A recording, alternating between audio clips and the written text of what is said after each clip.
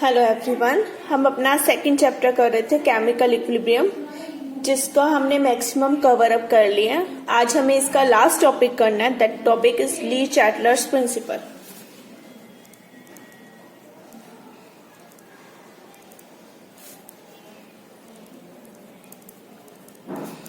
अभी Le Chatelier principal क्या होता है इसकी बात करते हैं। हम यहाँ पर एक रिवर्सिबल रिएक्शन की बात करें और उसके इक्विलिब्रियम पॉइंट की बात करें।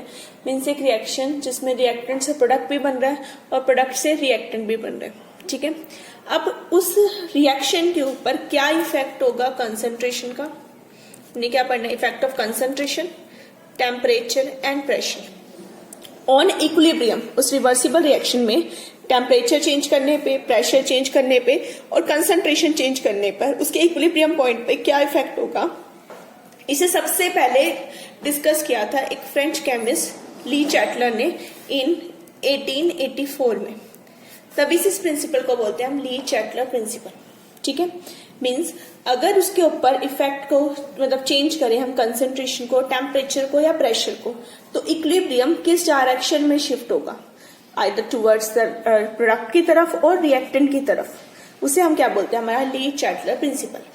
Means if a system is in equilibrium, एक सिस्टम इक्विलिब्रियम में is subject to change of concentration, temperature और pressure, the equilibrium shift in direction that under the effect of that change. Means equilibrium हमारा उस direction में shift हो जाएगा जिस direction में जो इफेक्ट हमने लगाया वो क्या हो जाए, अंडो हो जाए।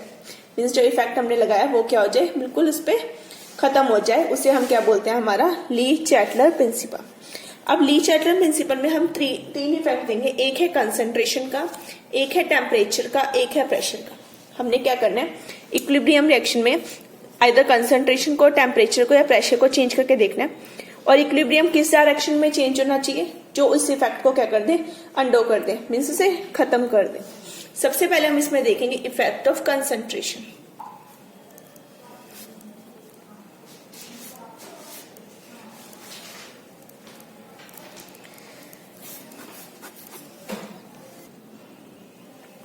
अब बात करते हैं हम effect of change of concentration में। एक जनरल रिएक्शन जो हम कंसीडर करते हैं, A plus B changes into C plus D. Here A and B are my reactants and C and D क्या है, हमारे प्रोडक्ट। ठीक है, अब रिएक्शन है। अब सपोज करो हम मोर एंड मोर A और B को ऐड करते हैं, A और B की कंसंट्रेशन इंक्रीज होगी। ठीक है, तो ली चैटलर के अकॉर्डिंग इफेक्ट क्या होना चाहिए, जो इसकी कंसंट्रेशन को अंडो करे, मीन्स कंसंट्रेशन को क्या कर दे, डिक्रीज कर दे। ठीक है, वो तभी पॉसिबल है जब ज्यादा से ज्यादा ए और बी रिएक्ट करके क्या बना दे, सी एंड डी। फिर से रिपीट कर रही हूं मैं, हमने क्या करना है, ए बी की कंसंट्रेशन को इंक्रीज करना है। मीन्स मैं क्या कर रही हूं, कंसंट्रेशन ऑफ ए और बी, कुछ भी दोनों में से एक की ले लो, इंक्रीजेस। ठीक है, किसी की एक कंसंट्रेशन को इंक्रीज करो। तो अकॉर्डिंग टू ली चैटलर क्या होना चाहिए,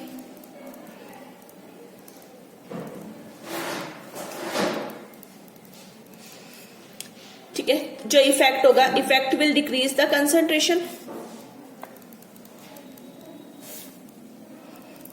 ए और बी जिसकी भी कंसंट्रेशन मैंने इंक्रीज किया, ली चैटलर के अकॉर्डिंग अंडो करने के लिए उसकी कंसंट्रेशन को डिक्रीज होना पड़ेगा। और वो कभी पॉसिबल है व्हेन ए और B react to form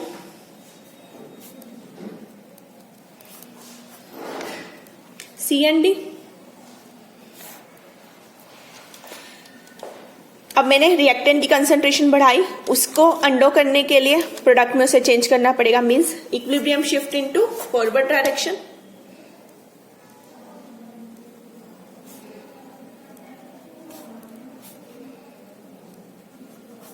equilibrium को कहां शिफ्ट होना पड़ेगा, towards the forward direction. Clear, अब रिवर्स कर दो। अब मैं क्या करती हूँ, कंसंट्रेशन किसकी इंक्रीज कर देती हूँ, सी और डी की। अब सी डी की कंसंट्रेशन इंक्रीज हुई तो ली चैटलर के अकॉर्डिंग इनकी कंसंट्रेशन कम करने के लिए इन्हें रिएक्ट करके किसे बनाना पड़ेगा, ए बी को। मीन्स अब रिएक्शन में जो इक्विलिब्रियम है वो किस डायरेक्शन में शिफ्ट हो जाएगा, हमारा बैकवर्ड डायरेक्शन में। क्लियर, हम इसके लिए एक एग्जाम्पल लेते हैं। हमने एग्जाम्पल लिया Fe3 पॉजिटिव प्लस, ये एक रिएक्शन है जिसमें FeSCN हमारे पास ये प्रोडक्ट बनेगा। ठीक है, हमने यहाँ पे फेरिक सॉल्ट ले लिया, इसका जो कलर होता है वो होता है पेल येलो। HCN जो हमने लिया है, ठीक है, ये हमारा होता है कलरलेस। जो हमारे पास प्रोडक्ट बनेगा वो क्या है, रेडिश ब्राउन। क्लियर। तो हमें एक पेल येलो में, यानी हमने फेरिक Fe3 पॉजिटिव आयन लिया, इसमें मुझे जैसे KCN डाल दिया, HCN नेगेटिव, ये क्या होता है, कलरलेस होता है, हमने इसे इसमें ऐड करना है। जो हमारे पास कॉम्प्लेक्स बनेगा उस कॉम्प्लेक्स का कलर क्या है, हमारे पास रेडिश ब्राउन है। ये रिएक्शन है और रिएक्शन रिवर्सिबल है, मीन्स रिएक्टेंट से प्रोडक्ट भी बन रहा है, प्रोडक्ट से बैक रिएक्शन होके रिएक्टेंट भी बन रहा है। तो मुझे फेरिक सल्फर साइनाइड कॉम्प्लेक्स को बनाना है। अब मैं क्या करती हूँ, मोर and more Fe3 positive ion add करती हूँ, मीन्स मैं पेल येलो कलर का सोल्यूशन उसमें क्या करूंगी, ज्यादा से ज्यादा ऐड करूंगी, तो सोल्यूशन का कलर धीरे धीरे क्या हो जाएगा, डार्क होता जाएगा और more and more reddish brown colour आएगा। इसका मतलब सारा का सारा रिएक्टेंट किस में चेंज हो रहा है, प्रोडक्ट में। तो सारा का सारा इक्विलिब्रियम किस तरफ जा रहा है, टुवर्ड्स दी फॉरवर्ड डायरेक्शन। किधर आ गया, फॉरवर्ड में। अब इसका बैक ले लो। अब मैं इसमें ज्यादा से ज्यादा रेडिश ब्राउन कलर डालना चाहती हूँ, मीन्स रेडिश ब्राउन वाला ये कॉम्प्लेक्स का सोल्यूशन ऐड करना शुरू करती हूँ। तो क्या होगा, इसका कलर किसमें चेंज होता रहेगा, पेल येलो में। पेल येलो कलर मतलब सारा का सारा ही किसमें चेंज हो रहा है, वापस रिएक्टेंट में। तो इक्विलिब्रियम अब कहाँ शिफ्ट हो रहा है, टुवर्ड्स दी बैकवर्ड डायरेक्शन। ठीक है, तो इनके कलर से हम डिफरेंशिएट कर सकते हैं कि हमारी रिएक्शन फॉरवर्ड में जा रही है या फिर हमारी रिएक्शन बैकवर्ड में जा रही है। क्लियर। तो हमने अब जैसे जनरल रिएक्शन ली, A+B चेंजेस इनटू C+D। ठीक है, इस रिएक्शन का रेट कांस्टेंट क्या होगा, concentration of reactant sorry product divide by concentration of reactant, ये आ जाएगा। ठीक है, बस जैसे हम यहाँ पर बात करते हैं K को हमने Q से भी चेंज किया था, तो क्या उसी क्या आ जाएगा, वो भी सेम चीज होगी।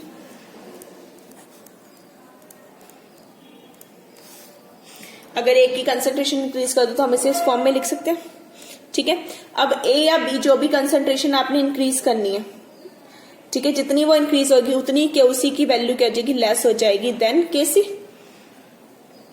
ठीक है, और इक्विलिब्रियम शिफ्ट करने के लिए KC को किसके बराबर होना है, KC के बराबर। एट इक्विलिब्रियम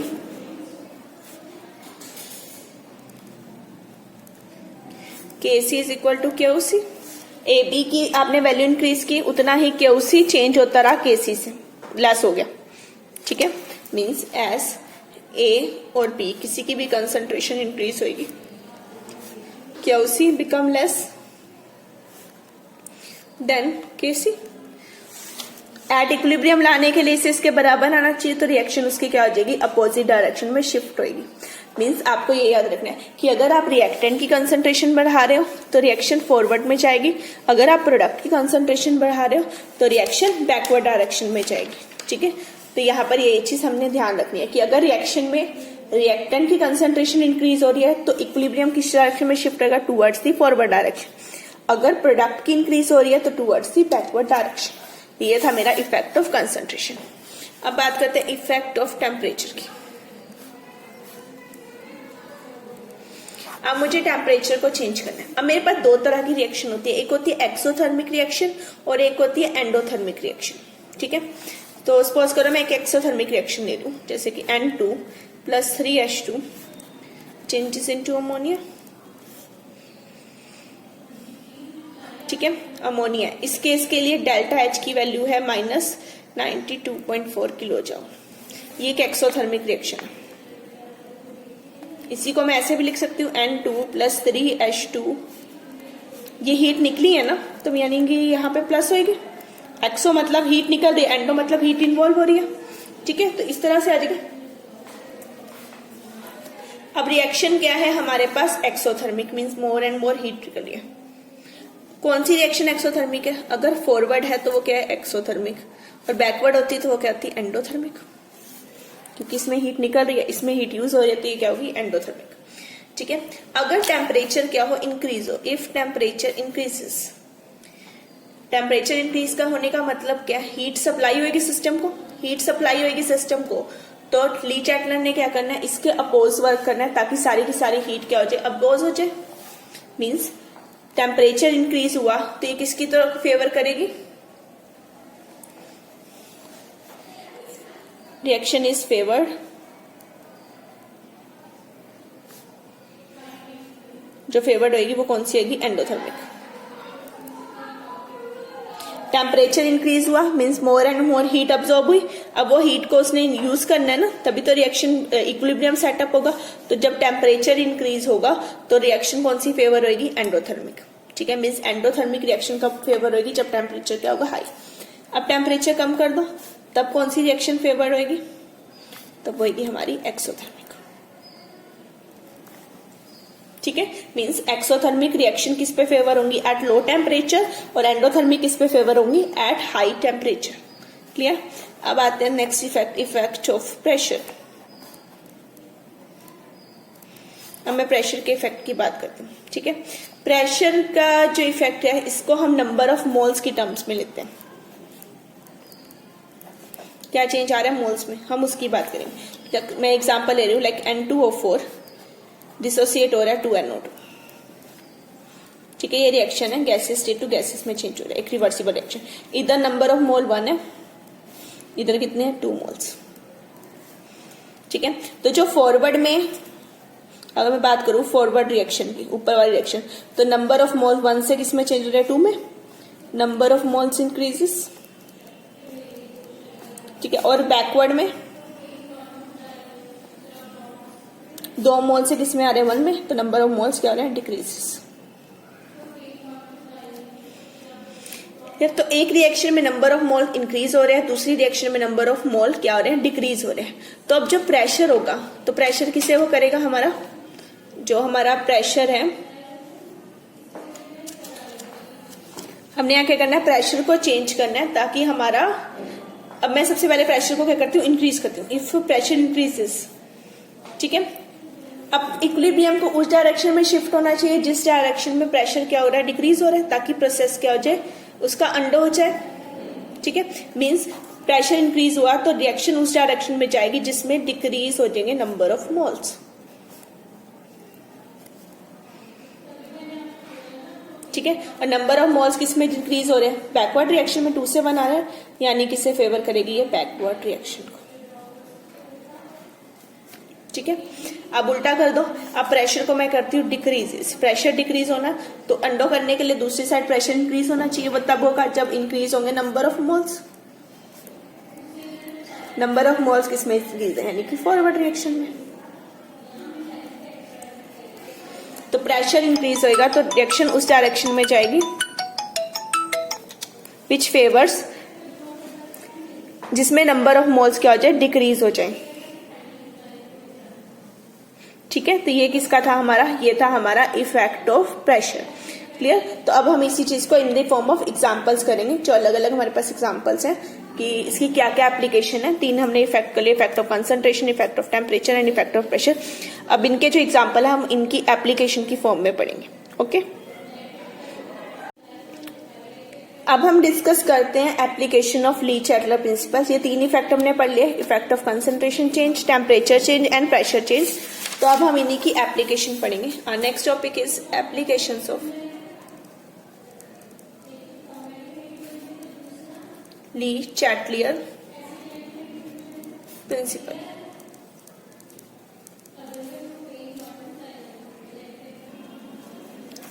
अब हम बात करें एप्लीकेशंस ऑफ ली-चैटलर प्रिंसिपल। अब ली-चैटलर प्रिंसिपल की एप्लीकेशन हम दोनों इक्विलिब्रियम के लिए स्टडी करेंगे, एक केमिकल इक्विलिब्रियम और एक फिजिकल इक्विलिब्रियम। तो सबसे पहले हम बात करते हैं फॉर केमिकल इक्विलिब्रियम। ठीक है, मीन्स ऐसी केमिकल रिएक्शन जिसमें एक हमारे पास रिएक्टेंट से कुछ प्रोडक्ट बन रहा हो। फिजिकल चेंज नहीं, केमिकल चेंज। इसमें जो सबसे इंपॉर्टेंट एग्जांपल है वो है हमारा हैबर्स प्रोसेस। फर्स्ट जो हमारी एप्लीकेशन आती है वो होती है हैबर प्रोसेस। हैबर प्रोसेस यानी कि सिंथेसिस ऑफ अमोनिया। हमने इसकी सिंथेसिस क्या करनी है, बात करनी है हैबर प्रोसेस में। ठीक है, तो मैं पहले इसकी रिएक्शन लिख लेते हैं। N2 + 3H2 changes into 2NH3। ठीक है, ये मैंने पीछे भी एग्जांपल लिया था, इसमें यहाँ पर हीट निकलती है तो इसके लिए डेल्टा एच की वैल्यू कितनी है, -92.4 kilo joule. Effect of temperature में मैंने ये चीज की थी। ठीक है, तो ये तीनों चीजों की बात करते हैं। सबसे पहले बात करते हैं इफेक्ट ऑफ कंसंट्रेशन। ठीक है, कंसंट्रेशन की बात करो, अगर हम कंसंट्रेशन इंक्रीज कर दे, कंसंट्रेशन ऑफ रिएक्टेंट, कौन से रिएक्टेंट है मेरे N2 और H2 इंक्रीजेस, अगर इनकी कंसंट्रेशन क्या हो, इंक्रीज हो, तो इक्विलिब्रियम किस डायरेक्शन में शिफ्ट होगा ताकि ये ज्यादा से ज्यादा कंज्यूम हो और ये बने, तो equilibrium shift in forward direction. ठीक है, और अगर मैं उल्टा कर दूं, अगर मैं को इसकी कंसंट्रेशन इंक्रीज कर दूं अमोनिया की, तो एक इसमें चेंज होगा बैकवर्ड डायरेक्शन में। मींस अगर मुझे अमोनिया की कंसंट्रेशन, अमोनिया बनाना है ना, हैबर प्रोसेस है, मोर से मोर अमोनिया सिंथेसाइज करना है, तो मुझे क्या करना पड़ेगा, मेरी किसी कंसंट्रेशन को इंक्रीज करना पड़ेगा, N2 + 3H2 मींस इसकी कंसंट्रेशन इंक्रीज करनी पड़ेगी, तभी रिएक्शन किस में जाएगी, फॉरवर्ड डायरेक्शन। क्लियर। अब बात करते हैं सेकंड इफेक्ट की, that is effect of temperature. ठीक है, अब इफेक्ट ऑफ टेम्परेचर में बात करूं तो मेरी जो फॉरवर्ड डायरेक्शन है, क्योंकि इसमें हीट निकल रही है तो ये एक्सोथर्मिक है, और जो बैकवर्ड डायरेक्शन है वो मेरी क्या, एंडोथर्मिक।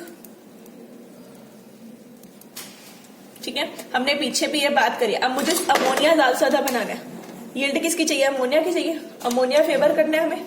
ठीक है, तो अगर मैंने पीछे भी बात की थी, यहाँ पर देखो, अगर टेम्परेचर इंक्रीज होगा तो कौन सी रिएक्शन फेवर होगी, एंडोथर्मिक, और टेम्परेचर डिक्रीज होगा तो कौन सी फेवर होगी, एक्सोथर्मिक। अमोनिया बनना यानी कि कौन सी रिएक्शन है, एक्सोथर्मिक, अमोनिया यही बन रहा है ना।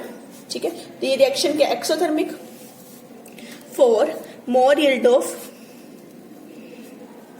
NH3 रिएक्शन क्या है मेरी, एक्सोथर्मिक, और एक्सोथर्मिक रिएक्शन किस पे फेवर होती है, जब टेम्परेचर क्या होता है, लो। ठीक है, तो means at low temperature exothermic reaction is favoured,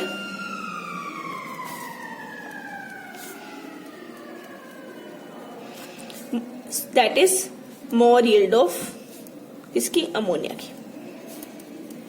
ammonia की यील्ड क्या बनेगी, ज्यादा बनेगी। ठीक है, तो हमें इसकी रिएक्शन इसमें कहा जाएगी, किस पे करनी पड़ेगी, at low temperature. Next is effect of pressure. अब इफेक्ट ऑफ प्रेशर की बात करो, मैं रिएक्शन दोबारा लिख रही हूं।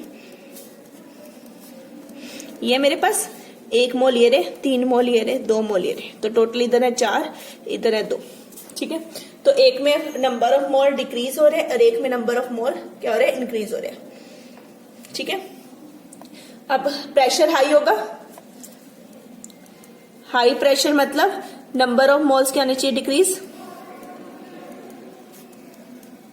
वो कहां से कहां तक डिक्रीज हो रहा है, 4 से 2, यानी कि कौन सी रिएक्शन होगी, फॉरवर्ड। ठीक है, forward reaction means more yield of ammonia, ammonia क्या बनेगा, ज्यादा बनेगा। क्लियर। ठीक है, ये था मेरा पूरा प्रोसेस की बात, हाइबर प्रोसेस की। अब सेकंड एग्जांपल लेते हैं हम formation of nitric oxide. Means reaction है N2 + O2 changes into 2NO। ठीक है, मैं इसी के नीचे मोल लिख रही हूँ, 1 1 2, इधर भी 2 है, इधर भी 2 है, और जो इसके लिए डेल्टा एच की वैल्यू है वो मेरी प्लस में है, 180.7 किलो जॉल। इसका मतलब जो ऊपर वाली रिएक्शन है वो मेरी अब एंडो है, और नीचे वाली रिएक्शन मेरी क्या है, एक्सोथर्मिक। ठीक है, मुझे ज्यादा से ज्यादा क्या बनाना है, एनओ। ठीक है, सबसे पहले बात करो इफेक्ट ऑफ कंसंट्रेशन। किसकी वैल्यू ज्यादा यील्ड चाहिए, एनओ की, for more yield of NO. अगर मुझे एनओ का अमाउंट ज्यादा चाहिए, प्रोडक्ट ज्यादा चाहिए, तो किसकी कंसंट्रेशन इंक्रीज करनी पड़ेगी, N2 और O2 की। कंसंट्रेशन ऑफ N2O2 इंक्रीजेस, तो रिएक्शन किस में जाएगी, forward direction. Clear. Second is effect of temperature. अब टेम्परेचर की बात करती हूँ, मुझे क्या चाहिए, एनओ ज्यादा चाहिए, मीन्स रिएक्शन को होनी चाहिए एंडोथर्मिक। एंडोथर्मिक कब फेवर होगी, जब टेम्परेचर क्या होगा, इंक्रीज होगा। ठीक है, मीन्स टेम्परेचर इंक्रीज होगा तो रिएक्शन किधर जाएगी, फेवर्ड होगी कौन सी, एंडोथर्मिक, और वो कौन सी है हमारी फॉरवर्ड, मीन्स फॉरवर्ड डायरेक्शन, तब ज्यादा एनओ बनेगा। हमें एनओ की यील्ड ज्यादा देखनी है तो हमें वही कंडीशन चाहिए जिसमें एनओ की यील्ड ज्यादा है, ठीक है। तो टेम्परेचर एंडो को इंक्रीज होएगा तो एंडोथर्मिक को फेवर करेगा, यानी कि रिएक्शन फॉरवर्ड में जाएगी तो मोर इन मोल यील्ड किसकी आएगी, एनओ की। अब आते हैं इफेक्ट ऑफ प्रेशर। अब प्रेशर में तो नंबर ऑफ मोल्स चेंज होनी चाहिए, इस केस में तो नंबर ऑफ मोल्स चेंज नहीं हो रहे, नो चेंज इन मोल्स,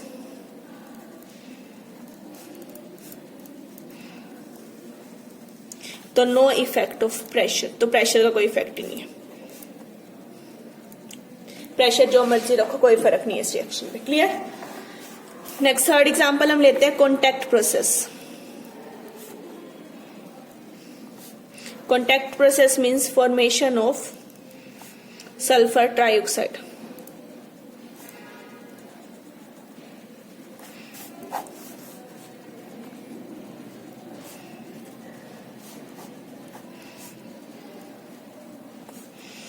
ठीक है, इसके लिए जो डेल्टा एच की वैल्यू है नेगेटिव है 193.2 किलो जूल। अगर यहाँ पे प्लस करके लिखी जाएगी तो नेगेटिव होएगी, इधर प्लस करके लिखी जाएगी तो वैल्यू पॉजिटिव होएगी, क्लियर। नंबर ऑफ मोल्स देख लो, 2 इधर 1 3 2, तो इधर 3 है इधर 2 है, ठीक है। सबसे पहले इफेक्ट ऑफ कंसंट्रेशन, किसकी वैल्यू ये फॉर मोर यील्ड किसकी चाहिए, SO3, किसकी वैल्यू इंक्रीज करनी पड़ेगी, SO2 एंड O2 इंक्रीजेस, तो रिएक्शन किस में जाएगी, फॉरवर्ड डायरेक्शन में, क्लियर। अब आ जाओ इफेक्ट ऑफ टेम्परेचर। अब क्या करना है, टेम्परेचर को इंक्रीज करना है, ठीक है। टेम्परेचर इंक्रीज करो। अब इस रिएक्शन में इधर नेगेटिव वैल्यू आ रही है, इसका मतलब है ये वाली ऊपर वाली रिएक्शन के एक्सोथर्मिक और नीचे वाली रिएक्शन के एंडोथर्मिक, ठीक है। हमें किसे फेवर करना है, this for more yield of SO3, तो रिएक्शन किस पे होनी चाहिए, at low temperature, reaction favoured at low temperature, ठीक है। इस रिएक्शन के लिए जब हम कैटालिस्ट यूज करते हैं फॉर दिस रिएक्शन, कैटालिस्ट जो हमारा यूज होता है वो होता है वेनेडियम पेंटाऑक्साइड, और जो टेम्परेचर होता है इस रिएक्शन के लिए वो हमारा जनरली होता है 673 से 723 केल्विन, बहुत हाई नहीं होता। इस रेंज में हम टेम्परेचर को यूज करते हैं ताकि हम एक इक्विलिब्रियम को अटेन कर सकें, क्लियर। अब आते हैं effect of pressure.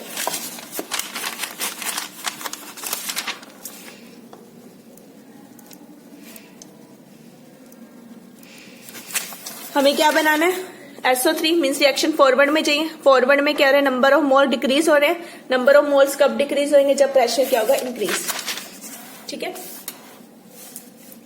For forward reaction number of moles क्या हो रहा है, डिक्रीजेस, ठीक है। ये तब होंगे जब क्या होगा, प्रेशर क्या होगा, increase, if pressure is high.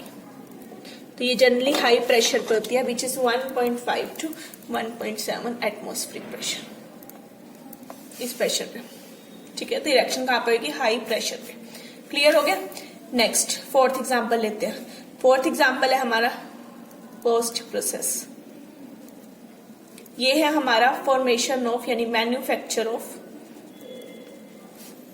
Hydrogen.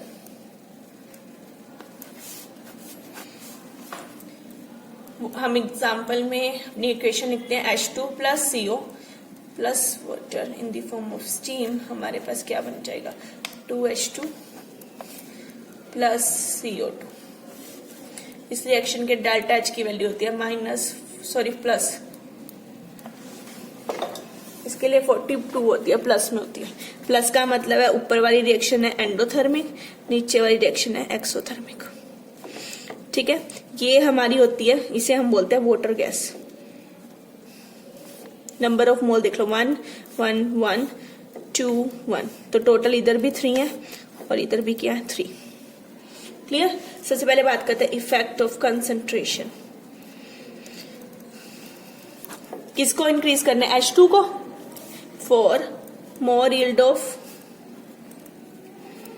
H2, H2 के ज्यादा यील्ड चाहिए तो किसकी कंसंट्रेशन बढ़ा दो, H2, concentration of H2CO water increases, तब रिएक्शन किस में जाएगी, फॉरवर्ड डायरेक्शन। तो फॉरवर्ड डायरेक्शन क्या होगी, फेवर्ड होगी और हमारे पास मोर एंड मोर प्रोडक्ट की फॉर्मेशन होगी। Clear. Next is effect of temperature. ठीक है, अब इफेक्ट ऑफ टेम्परेचर की बात करें, इस रिएक्शन में ऊपर वाली रिएक्शन के एंडो हमें क्या चाहिए, forward reaction, forward reaction. Forward reaction में हमारे पे ये वाली H2 ज्यादा बना है और ये कब फेवर होगी, बिकॉज एंडो है, एंडो मतलब हाई टेम्परेचर होना चाहिए, एज टेम्परेचर इंक्रीजेस, तो ये कहां पे फेवर होगी, जब टेम्परेचर क्या होगा, इंक्रीज होगा। Next is effect of pressure. Pressure की बात करते हैं। अब देखो इस केस में भी हमारे पास नंबर ऑफ मोल्स 3 है, इस केस में भी नंबर ऑफ मोल्स 3 है, no change in number of moles.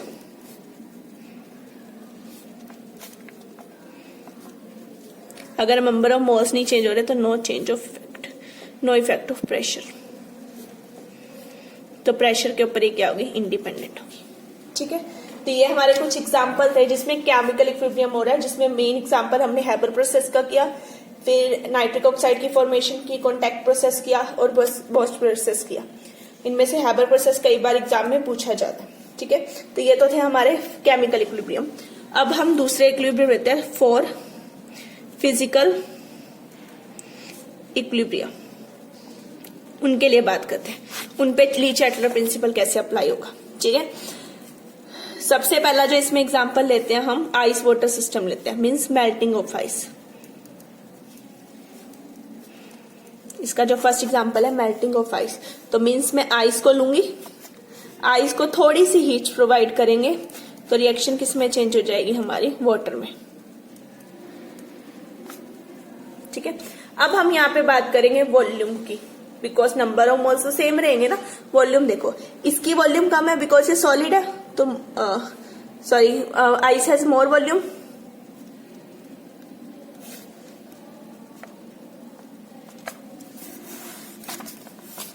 ठीक है, ऊपर वाली रिएक्शन ने हीट ली तो ऊपर वाली रिएक्शन एक एंडोथर्मिक रिएक्शन है, नीचे वाली ने हीट दे दी तो ये है एक एक्सोथर्मिक। ठीक है, अब बात करते हैं एंडो और एक्सोथर्मिक की। हम यहाँ पे बात करें आइस का वाटर में चेंज होना, आइस से जब वाटर चेंज हो रहा है तो ऊपर की रिएक्शन क्या है, एक एंडोथर्मिक रिएक्शन है, और इसका जो रिवर्सिबल प्रोसेस है ये क्या है, हमारा एक एक्सोथर्मिक रिएक्शन। ठीक है, अब ली-चैटलर प्रिंसिपल की बात करते हैं। अब मान लो मैं प्रेशर को इंक्रीज कर रही हूं, अब नंबर ऑफ मोल्स तो है नहीं, अब ये किधर जाएगा, तो अब ये प्रेशर इंक्रीज होने पे इक्विलिब्रियम जो होगा, shift in direction in which volume decreases. उसमें तो नंबर ऑफ मोल डिक्रीज हो रहे थे ना, इसमें वॉल्यूम क्या होनी चाहिए, decreases.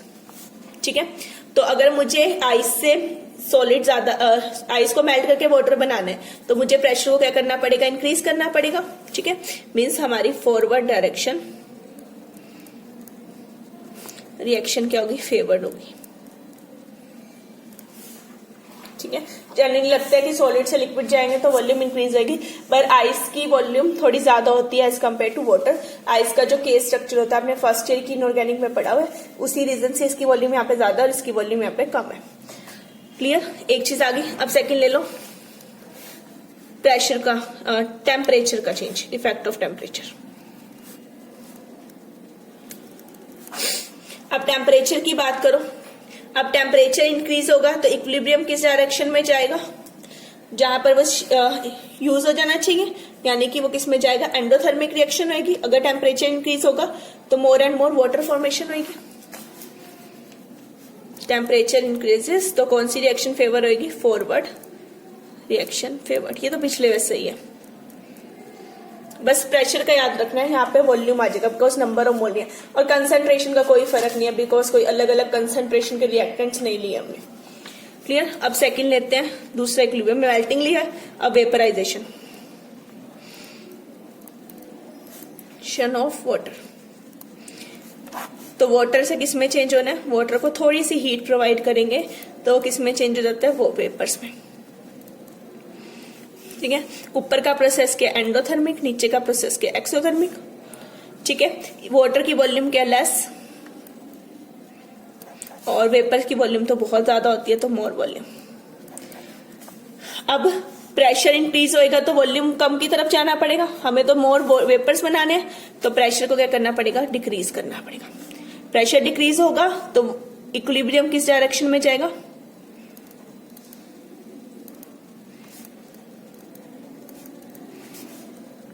Direction in which volume increases, और वॉल्यूम किधर इंक्रीज हो रही है, वेपर्स की साइड। ठीक है, तो हमें प्रेशर को डिक्रीज करना पड़ेगा।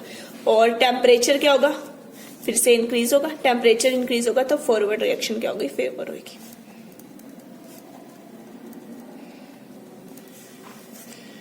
क्लियर, तो ये हमारा दूसरा एग्जांपल था। नेक्स्ट हम थर्ड लेते हैं, सॉल्युबिलिटी ऑफ सब्सटेंसेस।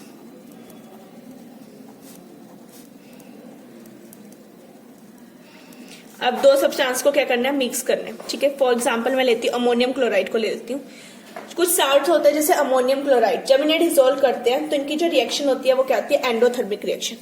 एंडोथर्मिक है मीन्स इनकी सॉल्युबिलिटी इंक्रीज होगी। फॉर एंडोथर्मिक रिएक्शन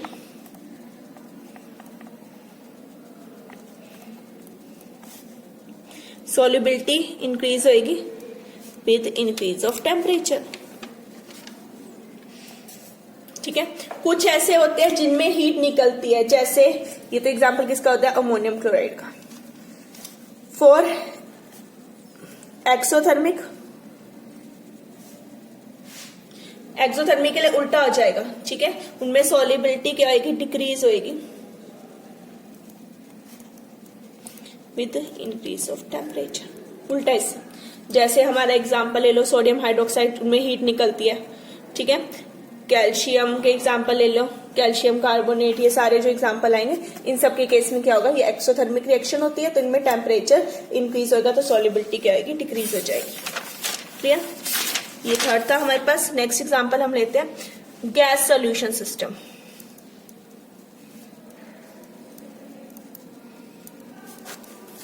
मीन्स एक साइड हमारे पास गैस होगी और उसके अंदर हम क्या सोल्यूशन डालेंगे। ठीक है, मीन्स हम यहाँ पे क्या करें, एक इक्विलिब्रियम सेट करेंगे बिटवीन गैस और एक सोल्यूशन, जिसे हमने एक पिस्टन में ले लिया। ठीक है, अगर मान लो प्रेशर इंक्रीज हो रहा है, प्रेशर इंक्रीज होएगा मीन्स हम कंप्रेस कर रहे हैं उसे, किसे कंप्रेस कर रहे हैं, पिस्टन को। जब पिस्टन को कंप्रेस करेंगे, मैंने यहाँ पे एक पिस्टन ले लिया, सिलेंडर लिया, इसके ऊपर पिस्टन लगा दिया। अब मैं प्रेशर को इंक्रीज कर रही हूँ, प्रेशर इंक्रीज हो रहा है तो वॉल्यूम क्या आ जाएगी, डिक्रीजेस।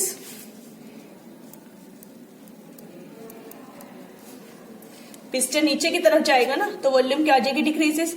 तो गैस किस में डिसॉल्व हो जाएगी, सोल्यूशन में।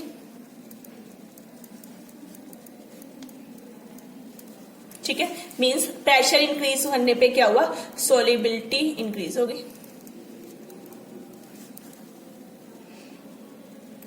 ठीक है, और अगर मुझे रिवर्स प्रोसेस करोगे तो सॉल्युबिलिटी डिक्रीज हो जाएगी, अगर प्रेशर क्या हो जाएगा, डिक्रीज हो जाएगा। जैसे हम एग्जांपल ले सकते हैं, हमारी जो सोडा बोटल्स होती है, जैसे कोक की बोतल हो गई, ये इस तरह की बोटल्स हो गई। ठीक है, जैसे ही हम इन्हें ओपन करते हैं इनमें बबल्स रिलीज होने लग जाते हैं, बिकॉज अब प्रेशर क्या हो गया, डिक्रीज हो गया। पहले गैस आपके सोल्यूशन में मिक्स थी, जो कोक के सोल्यूशन के अंदर जो गैस थी वो मिक्स थी, CO2। अब जैसे ही आपने प्रेशर रिलीज कर दिया, यहाँ से पिस्टन हटा दिया, उसका ओपन कर दी ना बोतल, तो सारी की सारी गैस क्या होगी, रिलीज होगी। नेक्स्ट हम एग्जांपल लेते हैं बॉइलिंग पॉइंट। इसका एग्जांपल लेते हैं बॉइलिंग पॉइंट ऑफ लिक्विड का। अब बॉइलिंग पॉइंट ऑफ लिक्विड की बात करो, मीन्स मुझे लिक्विड को किस में चेंज करना है, वेपर्स में। ठीक है, अब वेपर में चेंज करना है तो ये इधर की तरफ जाएगा। अगर मान लो प्रेशर इंक्रीज कर दूं मैं, प्रेशर इंक्रीज मतलब वॉल्यूम डिक्रीज होनी चाहिए, तो वेपर किस में चेंज होंगे, लिक्विड्स में। That is vapours changes into liquid. ठीक है, अब वेपर लिक्विड में चेंज हो रहा है तो वेपर का प्रेशर कम हो जाएगा, दैट मीन्स वेपर प्रेशर क्या हो जाएगा, डिक्रीजेस। ठीक है, मीन्स वेपर प्रेशर क्या हो जाएगा, डिक्रीज हो जाएगा। और अगर वेपर प्रेशर डिक्रीज हो गया तो बॉइलिंग पॉइंट लिक्विड का क्या हो गया, इंक्रीज हो गया। That is boiling point of liquid increases if pressure increases. ये पॉइंट हमने पीछे जो हमारा एग्जांपल था वही है, ठीक है, जस्ट चेंज किया उसे बॉइलिंग पॉइंट की टर्म में। लास्ट हम एग्जांपल लेते हैं फ्रीजिंग पॉइंट ऑफ लिक्विड।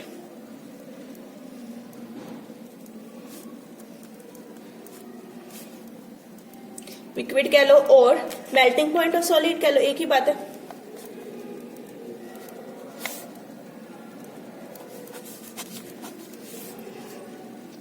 ठीक है, अब सॉलिड्स से वॉल्यूम क्या होती है, डिक्रीज होगी। ठीक है,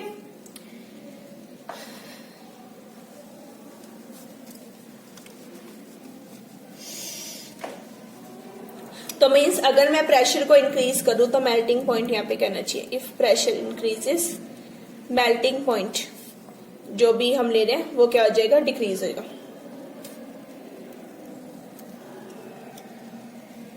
मेल्टिंग पॉइंट क्या हो जाएगा, डिक्रीज हो जाएगा, इसके अपोजिट चीज। ठीक है, बॉइलिंग पॉइंट इंक्रीज होगा, प्रेशर में डिक्रीज होगा। ये पीछे हमने जैसे एग्जांपल लिया आइस वाटर का, ये लिया ना आइस और वाटर का एग्जांपल, उसी से हम ले रहे हैं कि अगर हम इंक्रीज करते हैं तो प्रेशर इंक्रीज हुआ तो मेल्टिंग पॉइंट क्या हो जाएगा, डिक्रीज हो जाएगा। तो ये हमारा ली चार्टलर प्रिंसिपल था, जिससे हमने ली चार्टलर प्रिंसिपल के तीनों effective factor of concentration, temperature and pressure पढ़ा। फिर हमने उसकी वेरियस एप्लीकेशन की, केमिकल इक्विलिब्रियम में भी और फिजिकल इक्विलिब्रियम में भी। ये मेरा लास्ट टॉपिक था केमिकल इक्विलिब्रियम चैप्टर का, दैट इज ली चार्टलर प्रिंसिपल। यहाँ खत्म हो गया। हमारे पास एक लास्ट चैप्टर बचा, दैट इज डिस्ट्रीब्यूशन लॉ, जो हम अपनी नेक्स्ट क्लास में स्टार्ट करेंगे। Okay, thank you everyone.